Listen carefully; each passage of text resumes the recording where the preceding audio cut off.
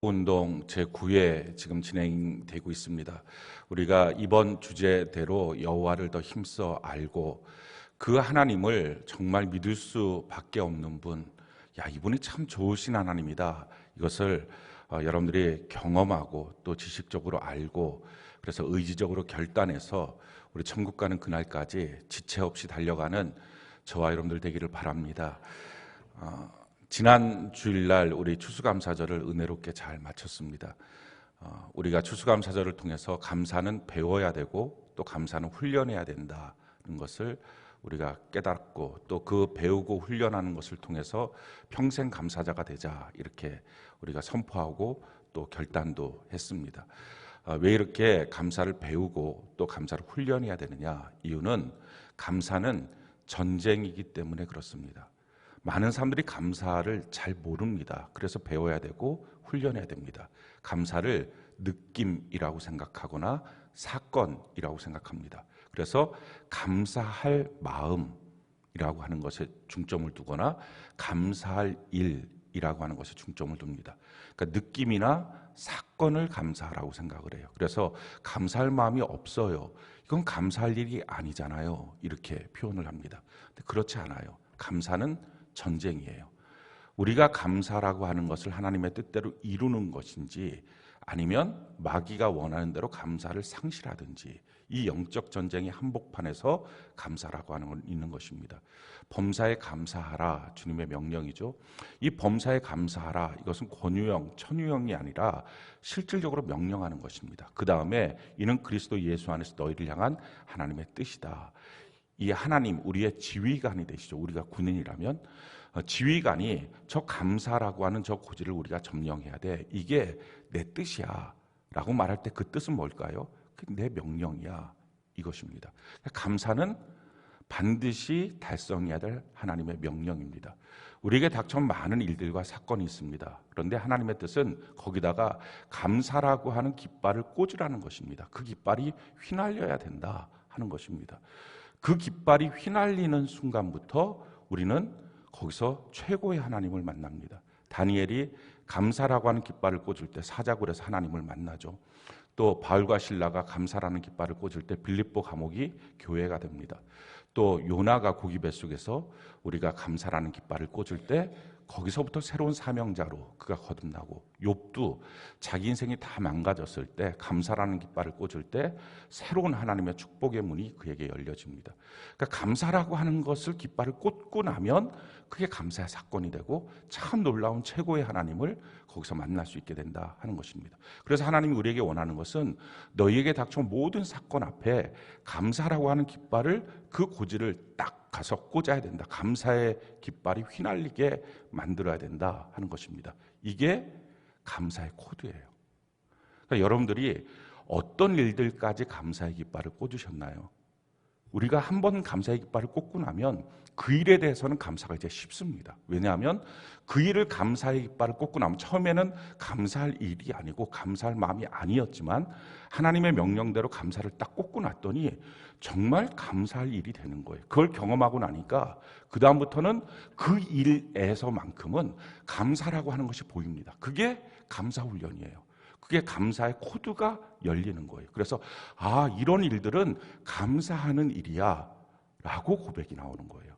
그런데 아직도 우리의 영역의 많은 부분은 감사의 깃발을 꽂지 않은 것들이 있는 거예요. 그리고 하나님 말씀하시는 거예요. 그 일도 범사도 감사의 깃발을 꽂아야 돼. 그러면 그 일이 얼마나 놀라운 하나님의 감사할 만한 일인지를 경험하게 될 거야. 그래서 감사의 깃발을 많이 꽂아놓은 사람이 감사의 코드가 많은 거고요. 이 사람은 감사할 일이 너무 많은 사람이 돼요. 근데 감사의 깃발을 꽂지 못한 사람들, 그 사람은 감사할 일이 너무 없는 사람이에요. 그러니까 가만히 있어도 원망과 불평이 나와요. 하나님의 뜻은 뭡니까? 감사를 깃발을 갖고서 내게 닥쳐오는 모든 사건에 감사의 깃발을 꽂으라는 것입니다. 그래서 이제 추수감사절이 끝났으니 이제부터 어떻게 해야 돼요? 우리의 모든 삶의 영역에 감사의 깃발을 꽂기를 바랍니다. 지난 한 주간 동안 우리가 감사에 대한 말씀을 듣고 주일날 추수감사절날 하나님이 우리의 감사의 훈련이 어떤지를 테스트를 하셨죠. 그래서 1부 예배와 2부 예배 사이에 엘리베이터를 멈춰주셨어요. 그래서 어떤 반응이 있는지를 보셨습니다. 근데 참 놀라운 것은 그 일을 들은 모든 사람들 중에 단 한 명도 큰일 났다 이렇게 말하는 사람은 없었어요. 기도하면 되지 뭐. 그리고 하나님이 또 다른 길을 보여주시겠지. 뭐 걸어서 올라오지 못하는 분들은 기적적으로 걸어서 올라오는 일을 주시던지 뭔가 더 좋은 일을 주시겠지. 이렇게 했더니 기도하고 났더니 금방 엘리베이터가 다시 정상으로 움직여졌어요. 그러니까 그 정도 갖고는 안 되겠구나 해서 하나님이 두 번째 테스트를 하셨죠. 그래서 그때는 1부 예배와 2부 예배 사이에는 몇 명 안 보니까 그냥 엘리베이터 잠깐 했는데 이제 점심시간에 모든 성도들이 게다가 또 밥이라고 광고한 그날에 다 식당으로 내려와 있을 때 천장에서부터 물이 쏟아져 나오는 우리 교회 폭포가 있었어요. 막 물이 쏟아져 나오는 역사가 있었어요. 근데 이렇게 물이 쏟아져 나올 때 참 놀랍더라고요. 이 초등학교 아이들부터 하이힐을 신고 화장을 했던 여자 성도들까지 다 걸레를 들고 그걸 닦는 거예요. 그러면서 한 명도 거기에 대해서 뭐야 이거 무슨 일이야 한 명도 없어요. 어떤 분이 그러더라고요. 은혜가 쏟아집니다 그랬어요. 정말 하나님이 우리의 주셨던 일들 가운데 우리가 감사를 성공시키는 역사를 봤어요. 그러고 나서 나중에 이제 제가 알았던 거예요. 그 엘리베이터가 멈췄잖아요. 그래서 기사를 불렀잖아요.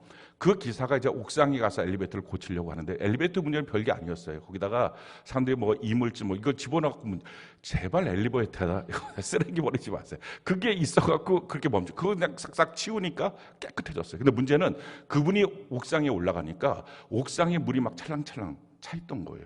그래서 말한 거예요. 옥상이 찰랑찰랑 차 있다. 근데 그게 우리가 옥상을 매번 비 오기 전에 점검을 하거든요.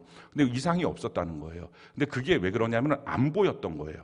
그 배수구 있는데 우리가 방수치를 전번에 했었는데 그 액이 들어가서 거기가 막혀 있는 거를 겉으로 보니까 안 보이죠. 비가 들어가야 이제 보이는 건데 빗물이 안 내려가는 걸. 근데 이상이 없다고 생각하고 문제가 없다고 생각해서 조치를 안 한 거예요. 근데 이제 비가 오니까 거기다 다 고인 거예요. 찰랑찰랑. 그래서 이제 물이 차 있다. 그 물을 빼야 된다. 그랬더니 이제 우리 교회 장로님 두 분이 이제 올라가셨어요. 야, 이거 물이 차 있고 물을 빼자 했고 뻥 뚫었는데 그게 물이 그냥 한 번에 쏟아지니까 천장에서 물이 막 쏟아져 내려온 거예요. 그런데 그렇게 하고 치웠잖아요. 그러면서 하시는 말씀이 조금만 물이 더 넘었으면 약 2천만 원에서 3천만 원 정도 되는 전기공사를 다시 했어야 된다는 거예요. 그 물이 넘어서. 그러니 상관이 전혀 없을 것 같았던 엘리베이터와 물이 쏟아졌던 일이 또 그 일이 안 좋았던 일일 수밖에 없다고 생각했던 그 일이 사실은 감사하고 났더니 은혜가 될 뿐만 아니라 어마어마하게 세이브가 되는, 절약이 되는 이런 놀라운 역사가 있었던 거예요. 역시 감사하면 하나님은 최고의 하나님이 되십니다. 그러면서 우리가 이 부분을 영적으로 다시 해석해 봐야 돼요. 하나님은 교회를 통해서 무슨 일이든지 시작을 하십니다. 그리고 교회를 통해서 여러분들 각 가정과 삶 속에 충만케 하시는 일들을 진행하실 겁니다. 그러면 우리가 교회에서 그런 일들을 봤다면 그리고 감사를 통해서 감사하는 일이 정말 감사가 된다는 것을 경험했다면 이제 여러분들의 가정 안에서 늘상 괜찮던 일이 멈춰서는 일들이 생길 수 있겠죠. 멀쩡했었는데 갑자기 뭔가 터지는 일이 생길 수 있겠죠. 그럼 어떻게 해야 된다고요? 감사하는 거예요. 감사의 깃발을 거기 꽂아야 돼요. 사랑하는 성도 여러분, 여러분들의 가정 속에 교회로부터 시작한 이 일이 당연히 여러분들의 가정 속에 하나님의 은혜와 축복으로 연결되지 않겠어요? 교회는 교회고 나는 나, 이건 아니잖아요. 하나님의 성전이 축복의 심장이라면 그 축복이 나의 가정에 있기 위해서는 동일한 일들을, 그러니까 우리는 문제가 너무 쉬운 거예요. 이걸 전혀 새로운 것을 주시면 우리가 너무 놀라서 또 안 되잖아요. 우리가 시험 문제 잘 못 풀잖아요. 근데 한번 풀었던 문제의 답을 아니까 이거 얼마나 쉬워요. 그러니 뭔가 멈췄으면 이게 왜 멈춰서? 역시 엘리베이터는 아닐 거예요. 엘리베이터가 아니라 뭔가 여러분들의 인생에 느닷없이 멈췄을 거예요. 그럼 어떻게 해야 된다고요? 감사. 뭔가 안 그랬던 일이 팍 터진 거예요. 난리가 난 거죠.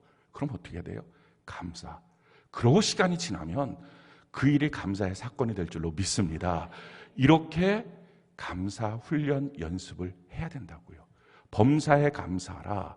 이 말씀대로 우리가 그 명령을 순종히 진행해야 하셔야 된다고요. 이제부터 여러분들 삶 속에 나타나는 모든 일들이 감사의 사건이라는 것을 기억하고 감사의 깃발을 꽂는 은혜가 있기를 바랍니다. 감사는 느낌도 아니에요. 사건도 아니에요. 감사는 전쟁이에요. 주님의 명령대로 이 영적 전쟁에서 한치도 물러나지 말고 감사의 깃발을 여러분들 삶 속에 꽂아놓는 은혜가 있기를 바랍니다. 오늘 특별히 우리가 염려와 걱정의 문제에 대해서 같이 좀 은혜를 나눌 겁니다. 빚어주심 시리즈 10번째 시간인데요. 이 염려라고 하는 헬라어 말의 원어의 뜻은 마음이 찢어진다 이런 뜻이에요. 염려하면 마음이 이렇게 찢어지는 거예요. 걱정, 이것은 목을 졸른다, 숨이 막히고 답답하다, 숨을 못 쉬겠다, 이게 걱정이에요. 그러니까 염려, 걱정이 우리 안에 들어오면 마음이 찢어지고 숨을 못 쉬는 거예요. 답답해 못 견디는 거예요. 자, 이게 되니까 어떻게 될까요? 그래서 내 마음이 찢어지니까 내 가정도 찢어지고요, 내가 사업하고 있는 회사도 찢어지고요, 내 일도 내 인생도 찢어지는 거예요. 살 수가 없는 거예요. 답답한 거. 이게 염려, 걱정이에요. 지금 여러분들 안에 이런 염려, 걱정이 있다면 오늘 이 시간 이 예배 가운데 주님 안에서 이 문제가 다 해결되는 은혜가 있기를 바랍니다. 하나님의 방법대로 우리가 순종해 걸어가면 이 문제는 다 해결되게 돼 있어요. 자, 염려, 걱정에 대해서 하나님이 우리에게 뭐라고 말씀하시느냐? 하나님 굉장히 단호하게 말씀하셨어요. 염려하지 마, 이거예요. 저는 여러분들이 염려하지 말기를 바랍니다. 이렇게 부드럽게 말씀 안 하셨고 예수님은 염려하지 마 이렇게 하셨어요. 우리가 오늘 이 시간 염려하지 않기를 바랍니다. 어떤 일들에 대해서 염려하지 말라고 말씀하셨느냐? 우리 25절 같이 한번 읽어볼까요? 25절 같이 한 목소리 시작. 그러므로 내가 너희에게 이르노니 목숨을 위하여 무엇을 먹을까, 무엇을 마실까, 몸을 위하여 무엇을 입을까 염려하지 말라. 목숨이 음식보다 중하지 아니하며 몸이 의복보다 중하지 아니하냐. 그러니 목숨 때문에, 몸 때문에 염려하지 말라 하는 것입니다. 목숨 때문에, 사는 일들 때문에. 지금 여러분들이 사는 일들 때문에 염려하면 그거 염려하지 마. 지금 주님이 하신 말씀이에요. 자기 몸 걱정을 하고 있다면 아플까 봐, 병들까 봐, 큰일 날까 봐 그거 염려하지 마 라고 주님이 말씀하신 거예요. 또 염려하지 말라고 하신 것이요 34절이에요.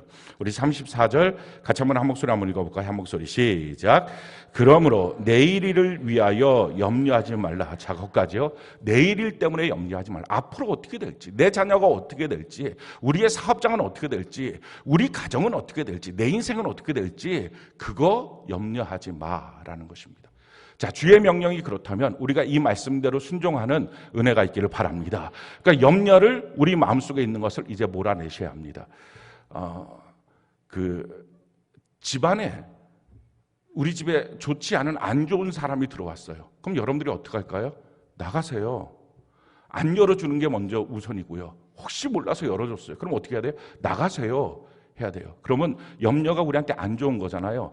우리 이 염려가 들면 마음이 찢어지고 가정도 찢어지고 삶도 찢어지고 다 찢어지고 숨은 막히고 걱정 때문에. 자, 이게 안 좋은 거예요. 그럼 이 안 좋은 거에 대해서 예수님은 염려하지 마, 염려를 내보내 그랬으니까요. 우리 마음속에서 이 염려라고 하는 것이 들어왔으면 너 나가 이렇게 하셔야 됩니다. 염려가 들어오신 분들 계십니까?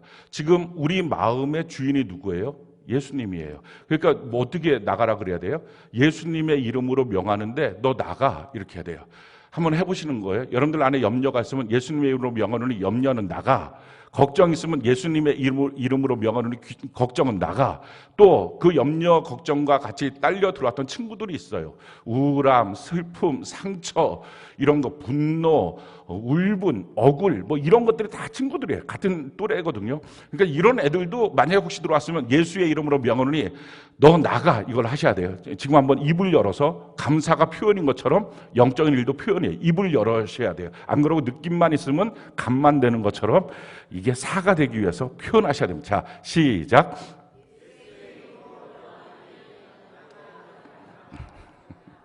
할렐루야. 그래요. 오늘 이 시간에 다 묶어서 쫓아내는 은혜가 있기를 바랍니다. 이 염려 걱정을 왜 하지 말라고 주님이 하시느냐, 이걸 왜 내 마음에서 나가라고 주님이 명령하시느냐, 이유는 세 가지예요. 염려 걱정을 하지 말아야 될 이유는요, 제일 첫 번째, 해로워서 그래요. 염려 걱정은 그냥 있으면 하지가 아니에요. 굉장히 해로워요. 어느 정도 해롭냐면은 주님이 재림하실 때 사람들이 모릅니다. 그런데 예수 잘 믿는 사람은 알아요. 어느 날 며칠 몇 시 이건 모르는데 오실 때가 됐네, 이걸 다 안다 그랬어요. 그러니까 이걸 모르는 사람은 지옥 가는 거예요. 이걸 아는 사람이 주님을 맞이하고 천국 가는 사람이에요. 그러니까 어느 누구든지 예수를 잘 믿으면 야 정말 주님 오실 때가 됐나 보다. 그래서 더 준비하고 더 각성이 되는 거예요. 약간 흐지부지 살았다 해도 아 이러면 안 되지. 이게 딱 생각이 드는 거예요. 주님이 말씀하셨어요. 무화과 나무에 열매가 맺는 것, 잎이 맺어지는 것, 그때를 너희가 알 것이다. 주님의 재림도 알 수 있다. 그런데 문제는 예수를 믿긴 믿는데 이걸 모르게 하는 우리 안에 가장 강력한 악이 있어요. 그 악이 세 가지 악입니다. 그 세 가지 악을 성경은 가르쳐줬어요. 누가복음 21장 34절 우리 같이 한번 한 목소리 한번 읽어볼까요? 시작. 너희는 스스로 조심하라. 그렇지 않으면 방탕함과 술 취함과 세상 생활의 염려로 마음이 둔하여지고 뜻밖의 그날이 덫과 같이 너희에게 임하라. 그날이 뜻밖의 덫과 같이 임하는 사람들은 다 망하는 거예요. 그날을 예측하고 아멘 주 예수여 어서 오시옵소서 이렇게 환영하는 사람만 주님을 맞이하고 영원한 천국에 들어가는 것입니다. 그 뜻밖의 깜짝 놀라서 덫과 같이 도적이 오는 것처럼 느껴졌다. 이거는 신앙에 실패한 것입니다. 근데 어느 사람들이 이런 신앙에 실패하느냐? 이유가 뭐라고요? 방탕함. 이건 이해가 되죠. 완전 세상에서 방탕하게 사는 거예요. 예수를 믿으면 예수 믿는 것처럼 살아야 되는데 완전히 방탕해요. 그 사람 당연히 주님 오시는 거 모를 겁니다. 또 한 가지 술 취함. 그래서 예수 믿으면 술 먹으면 큰일 납니다. 영적으로 소경이 돼요. 주의 재림을 깨닫지 못해요. 그래서 술은 다시는 입에도 대면 안 돼요. 반주 삼아서 뭐 먹는다고요? 반주 삼아서 지옥 가는 수가 있어요. 절대 안 돼요. 뭐 포도주 한 잔, 야, 이 정도쯤은 건강을 위해서 건강 찾다가 지옥으로 바로 지켜가는 수가 있어요. 절대 입에도 대면 안 돼요. 보지도 말라 그랬어요. 그러니까 그걸 집에서 혹시 여러분들이 술병들 진열해 놨으면 싹 갖다 버려요. 아예 여러분들 삶 속에 한번 술병 검사 신방을 한번 하든지 축복 대신방이 아니라 술병 검사 대신방을 한번 하든지 해서 이걸 아주 싹 제거를 하셔야 됩니다. 냉장고에 숨겨놨던 거, 뒷방에 숨겨놨던 거 싹 제거하셔야 눈이 열려요. 근데 더 놀라운 사실은요, 생활의 염려예요. 세 번째가. 우리는 염려가 친구 같은 거예요. 내 삶에 염려가 항상 다가오는데 문제는 염려하면 그날을 못 본다는 거예요. 그래서 염려가 이렇게 해로워요. 염려하면 신앙은 없어지는 거예요. 염려하면 당연한 것처럼 여겨지는데 이 염려가 얼마나 무섭냐? 주의 재림을 못 봐요. 영적 소경이 돼요. 그래서 이렇게 해롭기 때문에 염려하지 말라. 두 번째, 왜 염려하지 말라 그러느냐? 무익하기 때문에. 염려는 참 무익한 거예요. 오늘 27절 같이 한번 볼까요? 마태복음 6장 27절 같이 한 목소리 시작. 너희 중에 누가 염려함으로 그 키를 한 자라도 더할 수 있겠느냐. 이게 참 재밌는 주님의 말씀입니다. 이스라엘 사람들이 이런 말들을 예수님 당시 했던 거예요. 로마의 속국이었거든요. 근데 왜 우리가 로마의 속국이 됐느냐? 왜 우리가 로마의 식민지가 됐느냐? 했을 때 그때 사람들이 했던 말이 로마인들이 자기들보다 키가 더 큰 거예요. 한 10cm 정도. 우리가 한자 정도가 적어서 그래 라고 생각한, 우리가 키가 적어서 식민지가 된 거예요. 이게 말이 됩니까? 근데 그 당시 사람들이 전부 다 우리가 키만 컸으면 저 로마인들 다 이기는데 키가 작아서 이게 문제였어. 근데 그 예수님이 그렇게 말하고, 야 너희가 그럼 그렇게 염려한다고 키가 크냐? 한자라도 클 수 있어서 식민지에서 벗어나겠느냐? 지금 이런 말이에요. 근데 이 키라고 하는 단어가, 동일한 단어가 목숨이에요. 너가 염려한다고 한 하루라도 생명이 더 길어지겠느냐? 염려로는 소원이 이루어지지 않아요. 기도로만 소원이 이루어져요. 그러니까 염려는 무익한 거예요. 염려는 아무것도 이룰 수 없을 뿐만 아니라 우리에게 해로움을 주는 것. 그래서 염려를 뭐라고 비유할 수 있냐면 자동차 기어를 중립에다 놓고 계속 엑셀레터를 밟는 거랑 똑같아요. 그럼 어떻게 되죠? 소리는 무지하게 요란해요. 그리고 엔진은 막 가열된 만큼 돌아요. 기름도 다 써요. 그렇지만 한 바퀴도 안 가는 거예요. 똑같아요. 염려라는 것은 이처럼 아무런 소득이 없을 뿐만 아니라 그냥 열만 받는 거잖아요. 그리고 기름만 쓰잖아요. 에너지만 다 쓰잖아요. 그래서 염려를 하면 영적으로, 정서적으로, 또 육체적으로 방전이 돼서요, 포기를 해버려요. 염려의 끝은 해결이 아니라 포기예요. 손을 놔버려요. 마음은 찢어져서. 그래서 사업도 찢어지고 가정도 찢어지고 삶도 찢어지고 숨은 막히는 거예요. 이게 염려예요. 염려 절대로 그렇게 하지 말라라고 라는 것입니다. 세 번째, 염려하지 않아야 될 이유, 어리석어서 그래요. 염려하는 것 자체가 어리석은 거예요. 우리 34절 다시 한번 읽어볼까요? 34절 같이 한 목소리 시작. 그러므로 내일 일을 위하여 염려하지 말라. 내일 일은 내일이 염려할 것이요 한날의 괴로움은 그날로 족하니라.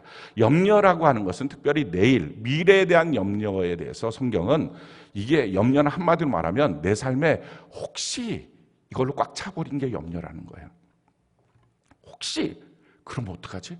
혹시 그런 일이 생기면 어떡하지? 이게 염려예요. 그러니까 그게 혹시 그렇게 되는 게 아직 일어나지도 않는 거예요. 근데 자꾸 꼬리에 꼬리를 물고 생각이 더 번져나가는 거예요. 그래서 염려를 계속하게 되면 그 꼬리에 꼬리를 무는 생각들 때문에 결국 거기서 불안해지고 두려워지고, 그러다 보니까 의심도 생기고 조급해지고, 그러다 보니까 욕심도 부리게 되고, 그래서 슬프고 우울해지고 무기력한 자기 자신을 보면서 이렇게 되고, 영적으로 파탄 지경에 이르는 것입니다. 그래서 염려하면 이게 백해무익이에요.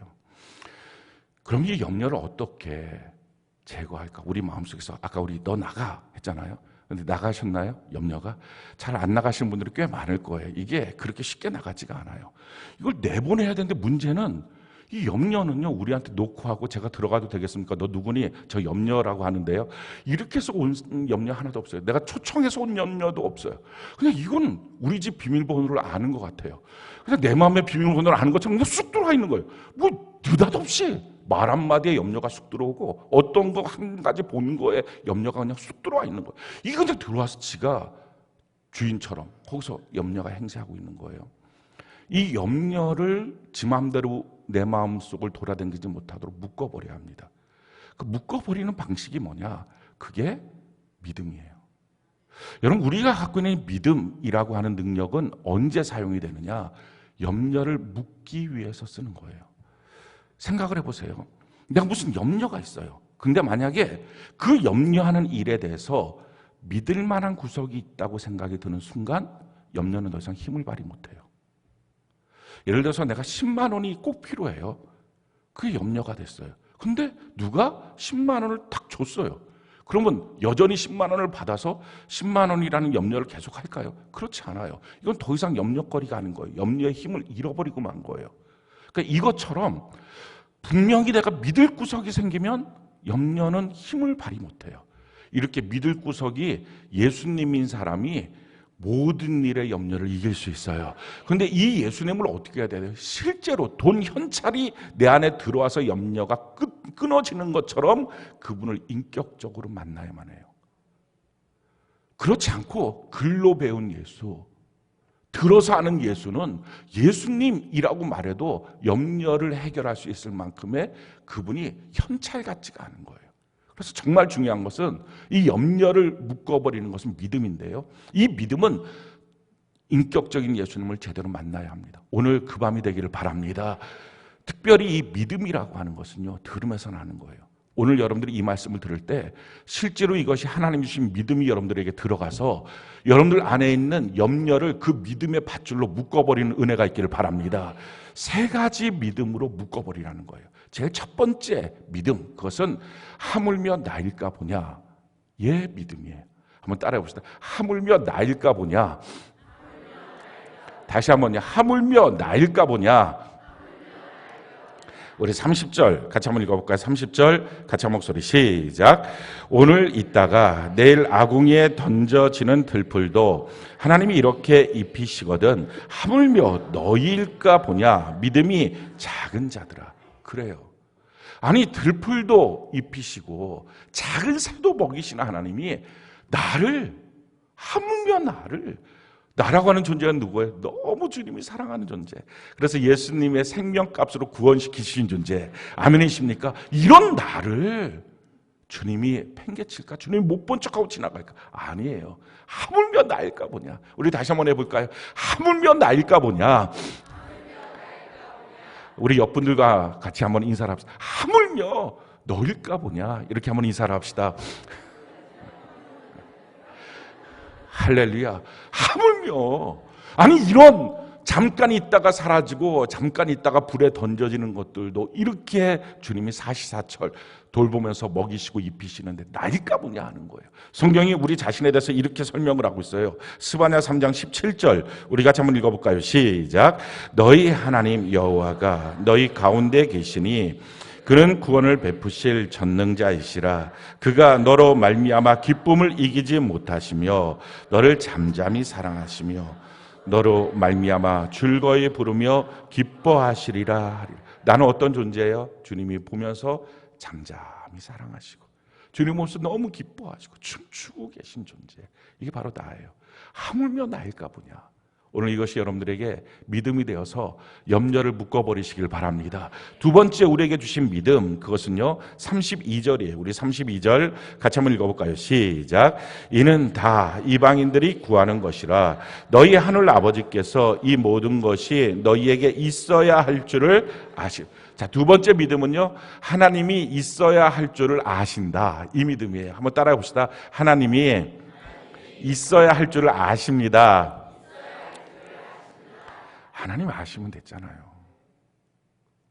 하나님이 모르고 내게 어떤 문제와 사건이 터졌다면 정말 큰일이죠. 근데 하나님이 아신다는 거예요. 지금 그리고 하나님이 내 삶 속에 뭐가 필요한지도 알고 계신다는 거예요. 그러면 아시는 하나님이 그 문제를 내게 허락하고 허용했다면 뜻이 있지 않겠어요? 그럼 그 뜻을 바라보면 그럼 염려는 묶이는 거예요. 왜 하필 내게 이런 일들이? 그럴 필요가 없는 게요 아신다잖아요. 내가 알고 있어. 아시는데도 불구하고 이렇게 처참한 일들을 내게 주셨습니까? 라고 물어볼 때 하나님 이렇게 하실 거 아니에요?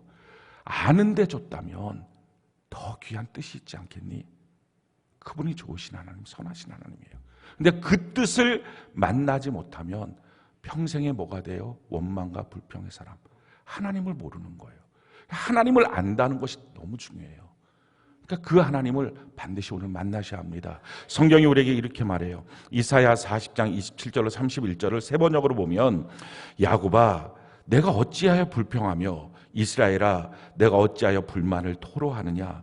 어찌하여 주님께서는 나의 사정을 모르시고 하나님께서는 나의 정당한 권리를 지켜주시지 않는다 하느냐.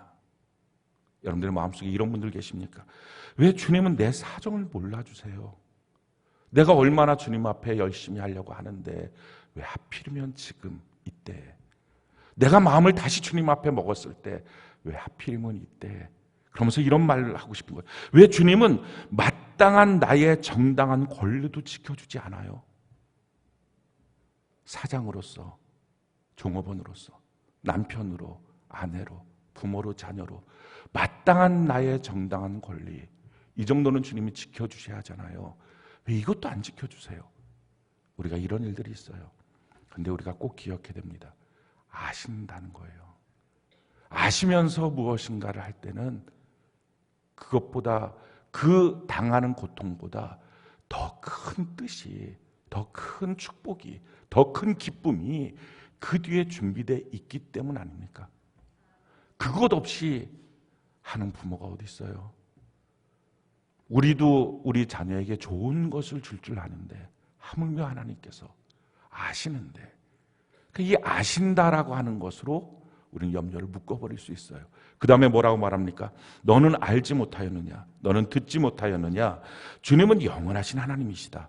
땅끝까지 창조하신 분이시다. 그는 피곤을 느끼지 않으시며 지칠 줄을 모르시며 그 지혜가 무궁하신 분이시다. 우리 주님이 하시는 말씀이에요. 너 알지 못하느냐? 우리 주님은 영원하신 분이야. 영원 전서부터 영원 후까지 다 보시는 그분이 무엇을 계획해 놓으셨을지 너가 상상하지 못할 걸 계획해 놓으셨어. 그러면서 하시는 말씀이 이겁니다. 그 주님은 땅끝까지 창조하신 분이에요. 너의 삶을 무에서 유로 넉넉히 만드실 수 있는 분. 그분은 피곤을 느끼지도 않고 지칠 줄도 모르고 지혜가 무궁하신 분이에요. 너의 가정에 너의 삶에 주님은 지치지 않았어. 그 말씀이에요. 하나님 지쳐서 내 삶에 이렇게 하시나? 내가 그동안 너무 불순종하고 내 마음대로 사니까 하나님이 나에 대해서 이제 더 이상 하지 않겠다고 손을 놓으셨나? 그런 분 아니라는 거예요. 그럼 사실은 말씀이 이거죠. 우리 29절부터 31절까지 우리 같이 한번 한 목소리 읽어볼까요? 시작. 피곤한 사람에게 힘을 주시며 기운을 잃은 사람에게 기력을 주시는 분이시다. 비록 젊은이들이 피곤하여 지치고 장정들이 맥없이 비틀거려도 오직 주님을 소망으로 삼는 사람은 새 힘을 얻으리니 독수리가 날개를 치며 솟아오르듯 올라갈 것이요 뛰어도 지치지 않으며 걸어가도 피곤하지 않을 것. 이 은혜를 주님이 주시는 것입니다. 오늘 저는 여러분들이 하나님이 아신다는 이 믿음을 갖고 염려를 묶어서 주님 주시는 솟아올라가는 그 은혜를 다 경험하는 역사가 있기를 바랍니다. 세 번째, 우리가 어떤 믿음을 가져야 되느냐? 주님이 다 주시겠다 하는 믿음이에요. 우리 33절 우리 같이 한번 한 목소리 읽어볼까요? 시작. 그런즉 너희는 먼저 그의 나라와 그의 의를 구하라. 그리하면 이 모든 것을 너희에게 다 더해 주시겠다. 이 믿음만 있으면 뭐가 염려가 됐어요. 주님이 다 더해 주시겠다고 하니까 지금까지 흘렸던 눈물보다 더 많은 축복의 샘을, 지금까지 상처받은 것보다 더 큰 주님의 기쁨을, 더 영광을 다 주시겠다. 주님이 말씀하셨으니 우리가 두려울 것이 없는 줄로 믿습니다. 그렇게 다 주시겠다고 하신 주님의 말씀이 뭐예요? 먼저 그 나라와 그 일을 구하면. 이 조건이 너무 중요한 거예요. 그래서 조금 있다가 이 조건을 다시 여러분들에게 설명을 드릴 거예요. 우리 주님이 이렇게 말씀하시는 거예요. 로마서 8장 31절로 32절 우리 같이 한번 한 목소리 읽어볼까요? 시작. 그런즉 이 일에 대하여 우리가 무슨 말 하리요? 만일 하나님이 우리를 위하시면 누가 우리를 대적하리요? 자기 아들을 아끼지 아니하시고 우리 모든 사람을 위하여 내주시니가 어찌 그 아들과 함께 모든 것을 우리에게 주시지 아니하겠느냐? 우리 주님이 다 주시겠다 약속하셨습니다. 이렇게 적은 것까지, 이 셈이라는 것까지 상관없어요. 우리 주님이 주신다고 약속했으니 먼저 그 나라와 그 일을 하나님 먼저입니다. 하나님의 일이 먼저입니다. 그렇게 하면 주님이 다 공급하여 주시게 될 줄로 믿습니다. 이렇게 이 믿음을 갖고요, 하물며 나일까 보냐, 주님이 아시지, 주님이 다 공급해 주시지, 이 믿음을 갖고 염려를 묶는 거예요. 자, 염려를 다 묶으셨습니까? 묶었으면 묶은 채로 집에 놔두면 어떡할 거예요? 그 흉악한 것을. 그걸 그냥 내 마음속에 묶은 채로 놔두면 안 돌아다닌다고 안심이라고. 아닌 거예요. 꽁꽁 묶어놓고 난 다음에 그 다음에 어떻게 해야 돼요? 주님께 맡겨야 돼요. 주님은 이렇게 정말 치밀하신 분이에요. 묶어놓는 것뿐만 아니라 맡기라고 하신 거예요. 성경이 이렇게 우리에게 말씀합니다. 베드로전서 5장 7절로 10절 우리 같이 한번 한 목소리 읽어볼까요? 시작. 너희 염려를 다 주께 맡기라. 이는 그가 너희를 돌보심이라. 근신하라, 깨어라. 너희 대적 마귀가 우는 사자같이 두루 다니며 삼킬 자를 찾나니 너희는 믿음을 굳건하게 하며 그를 대적하라. 이는 세상에 있는 너희 형제들도 동일한 고난을 당하는 줄을 알미라. 모든 은혜의 하나님 곧 그리스도 안에서 너희를 부르사 자기의 영원한 영광에 들어가게 하시니가 잠깐 고난을 당한 너희를 친히 온전하게 하시며 굳건하게 하시며 강하게 하시며 털을 견고하게 하시리라. 주님께 맡겨버리라 라는 것입니다. 이 맡겨버리라는 원어의 뜻은 꽁꽁꽁 염려를 묶어서 그냥 주님 앞에 확 던지는 거예요. 쓰레기 던지듯이 그냥 확 주님 앞에. 오늘 여러분들이 이렇게 주님 앞에 확 던져지시길 바라요. 그렇게 주님 앞에 확 던져버리는 거예요. 그러면 주님이 그 다음부터 나를 돌봐 주신대요. 그러면서 하시는 말씀이 너 그거 주님 앞에 빨리 던지지 않으면 우는 사자가 너를 한 번에 삼켜버릴 거야. 그렇게 말씀하신 거예요. 그러니 이게 영적 전쟁이라니까요. 확 묶어서, 믿음으로 묶어서 주님 앞에 던져버리시길 바랍니다. 그럼 하시는 말씀이 이겁니다. 그 일들은 너 혼자가 아니야. 모든 형제들도 비슷한 일들을 다 당하고 있어. 우리는요, 고난이 밀려오면 나 혼자만, 그래서 더 힘들어져요. 그렇지 않아요. 겪었고요, 겪을 거고요, 겪고 있어요. 우리 옆분들에게 같이 한번 인사를 합시다. 내가 겪는 일을 너는 겪었거나 겪을 거거나 겪고 있지. 이렇게 한번 인사를 해보시기 바라요.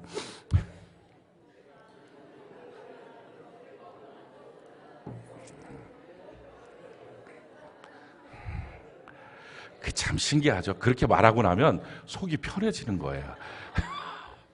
나 혼자만 골탕 먹는 게 아니구나. 그런데 더 놀라운 사실은요, 그 고난을 당하고 있는 사람들을 향해서 주님이 하시는 말씀이에요. 은혜의 하나님이 잠깐 고난을 당한 너, 잠깐이에요. 길지 않아요. 그러면서 친히 오셔서 다른 일들은 친히 안 하시고 말씀을 주시든지 또는 위로할 수 있는 사람을 보내시는데 고난 속에 이렇게 염려 가운데 묶여있는 우리가 주님께 이 염려를 딱 던지고 나면 주님이 친히 오신다는 거예요. 오셔서 온전하게 하시고 굳건하게 하시고 강하게 하시며 털을 견고하게 하신다 하는 거예요. 오늘 여러분들이 말씀 듣고 믿음으로 지금 묶었으면 이걸 주님께 확 던져버리시길 바랍니다. 어떻게 던지냐고요? 그게 기도예요. 성경이 우리에게 이렇게 말해요. 빌립보서 4장 6절로 7절 우리가 한번 한 목소리 읽어볼까요? 시작. 아무것도 염려하지 말고 다만 모든 일에 기도와 간구로 너희 구할 것을 감사함으로 하나님께 아뢰라. 그리하면 모든 지각에 뛰어난 하나님의 평강이 그리스도 예수 안에서 너희 마음과 생각을 지키시라. 우리의 모든 기도는 염려로부터 시작을 합니다.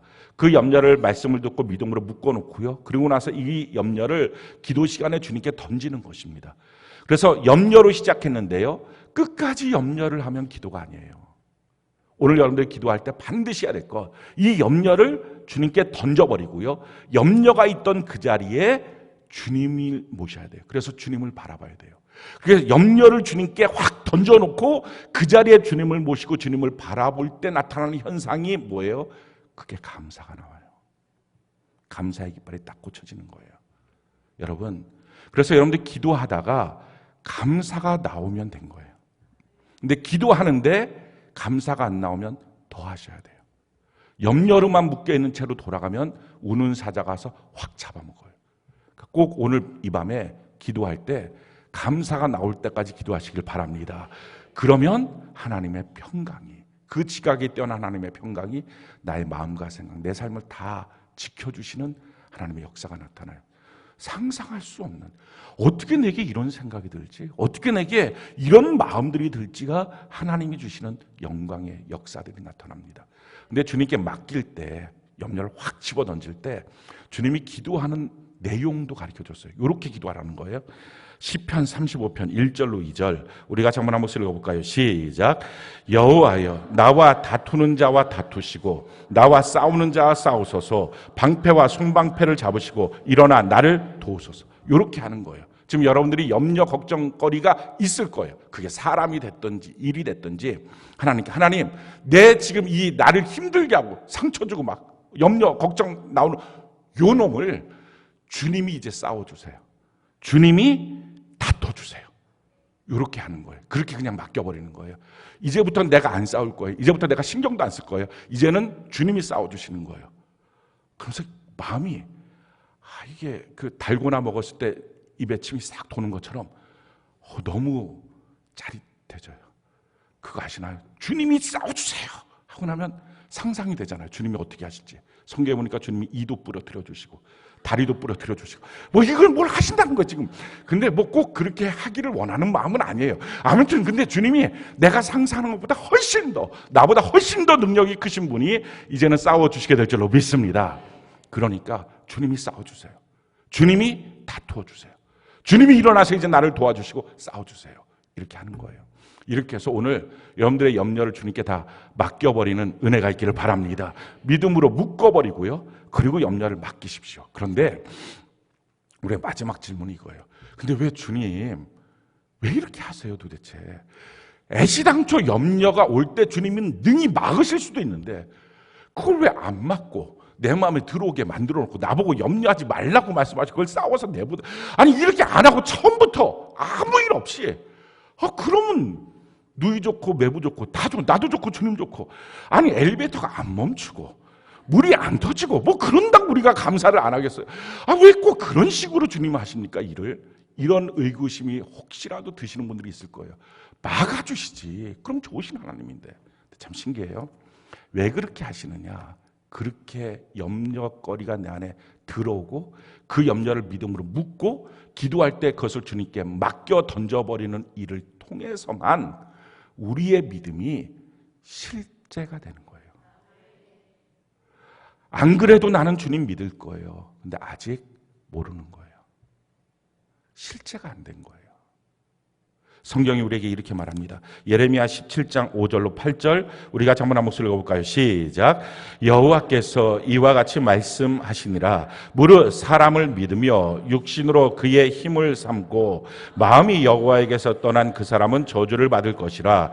그는 사막의 떨기나무 같아서 좋은 일이 오는 것을 보지 못하고 광야 간조한 곳 건건한 땅 사람이 살지 않는 땅에 살리라. 그러나 무릇 여호와를 의지하며 여호와를 의뢰하는 그 사람은 복을 받을 것이라. 그는 물가에 심어진 나무가 그 뿌리를 강변에 뻗치고 더위가 올지라도 두려워하지 아니하며 그 잎이 청청하며 가무는 해도 걱정이 없고 결실이 그치지 아니함 같으리라. 우리가 여호와 하나님을 의지하지 않고 사람을 의지하고 육신을 의지하고 이렇게 살게 되면 결론은 어떻게 된다고요? 사람은 저주받는 인생이 된다는 거예요. 자꾸 내가 다 할 수 있지, 내가 이 문제 처리하지, 내가 이걸 해야 되지, 지금까지 내 힘만을 의지해서 살아고 내 힘만을 의지해서 가정을 꾸려가고 내 힘만을 의지해서 자녀를 양육하고 내 힘만을 의지해서 사업을 하고 내 힘만을 의지해서 심지어 신앙생활도 하고 이렇게 살아온 결론은 뭐예요? 건건한 땅, 간조한 땅, 그러니까 다 메마른 곳에 결국은 살게 된다는 거예요. 그래서 주님 멈춰 세우는 거예요. 무엇으로? 염려를 허용해서. 염려가 들으면 사람이 어떻게 해요? 그다음부터 당황하잖아요. 그 당할 때 하시는 말씀이 이거예요. 너 믿음으로 염려를 묶어. 그리고 이걸 주님께 던져야 돼. 너가 지금 해결할 수 없으니까 주님께 던져야 돼. 그 과정을 통해서 뭐가 되는 거예요? 정말 살아계신 예수님을 인격적으로 만날 수 있어요. 그리고 실질적으로 믿음이 움직여지는 것을 자기가 경험하는 거예요. 여러분, 믿음은 바라는 것들이 실상이에요. 믿음이라는 것은 바라는 것이 없으면 이게 믿음이 실제가 안 되는 거예요. 믿음은 그래서 팔과 같아요. 손과 같은 거예요. 손은요, 평상시에 잘 안 느껴집니다. 이거 손을 느끼고 사는 사람 있습니까? 걸어갈 때, 손 있다. 손 없네? 손 있다. 손 없네. 이렇게 하는 사람이 어디 있어요, 이거. 그냥 다 이렇게 걸어다니기. 그러다가 뭔가 갑자기 뚝 떨어질 때 손이 확 나서 딱 잡잖아요. 손이 다 있는 거예요, 이게. 믿음도 똑같아요. 평상시에 내가 예수 믿는다고 말해도 믿음이 있나 없나 잘 못 느낍니다. 그런데 잡아야 될 일이 생기면 실질적으로 무엇인가를 그 믿음으로 결박하고 쫓아내고 일해야 될 것이 생길 때 믿음이 실제가 되는 거예요. 그래서 믿음이 실제가 될 때부터 그 예수님에 대해서 정말 인격적으로 내가 주님을 만납니다 하고 나서는 그 다음부터 뭐가 돼요? 진짜 안심하는 삶, 두려움이 없는 삶, 염려가 없는 삶, 이게 되는 거예요. 이게 하나님의 뜻이에요. 그렇지 않고서는 우리가 실질적으로 예수님을 믿는다고 하지만 다 이름뿐인 삶을 사는 겁니다. 그래서 염려를 없애는 조건이 뭐예요? 먼저 그 나라와 그 의를 구하라는 거예요. 왜? 염려의 사건이 터졌을 때 반드시 하나님은 우리에게 내가 주의 일을 할 것을 동시에 주십니다. 너 이 일을 해야 돼. 그럴 때 우리의 마음은 어떤 마음이 들어요? 이런 형국에, 이런 상황에 내가 어떻게 그런 일을 합니까? 말도 안 돼요. 나 지금 할 수도 없어요. 그럴 기분도 아니고, 그럴 여건도 아니고, 그럴 상황도 아니에요. 그럴 때 하나님의 말씀이 뭐, 그랬을 때 너 이거 한번 붙잡아봐. 주님의 나라와 주님의 의를 너가 붙잡아야 돼. 그러면 하나님이 더해 주신 것을 경험할 때 누구도 빼도 박도 못하게 예수님 살아계시는구나. 인격적인 예수님을 내가 만납니다. 믿음이 실질적으로 이깁니다. 이걸 경험한다는 거예요. 그래서 그 조건인 거예요. 먼저 그 나라와 그 의를 구하라고. 그런데 여러분들 지금까지 어떻게 사셨습니까? 문제가 터지면 봉사하는 것도 내려놔야 된다고 생각하잖아요. 문제가 터지면 예배도 못 간다고 생각하잖아요. 그러니 평생 사는 동안 예수님의 살아계심을 경험도 못하고 믿음이 얼마나 능력 있는지도 경험도 못하고 그러면서 맨날 하는 말이 나는 왜 예수님이 살아계신 게 잘 경험이 안 되지? 그분을 인격적으로 만난다는 게 뭔지도 잘 모르겠지. 한 번도 그런 상황에 자기를 먼저 그 나라와 그 의를 구하는 삶을 순종을 안 해보니까요. 우리가 부르는 찬양이 있어요. 너 근심 걱정 말아라. 이 찬양이거든요. 이것은 마틴 목사님이 작곡하고 그 사모님이 작사를 하신 찬양입니다. 근데 이 찬양은요, 사모님이 너무 아프신 거예요. 근데 그 아파서 병원에서 위독한 상황에서 설교 약속이 원래 돼 있던 거예요. 근데 그 병실을 지켜야 되니까 이 목사님이 아무래도 설교하러 못 가겠다고 그 교회에다 연락을 해야지 하고 연락하려고 하는 순간에 이 가정에 9살 난 아들이 하나 있었어요. 근데 그 아들이 느닷없이 이렇게 말을 했다는 거예요. 아빠, 엄마, 지금 하나님께서 아빠 보고 가서 설교하라고 하는 것이 하나님의 분명한 뜻이라면 아니 그 뜻을 하나님이 하셨으면 설교하는 동안에 하나님이 엄마를 지켜주겠지. 그러면서 이제 말은 끝났지만 속으로는 이 믿음이 적은 자들아, 이게 나온 거죠.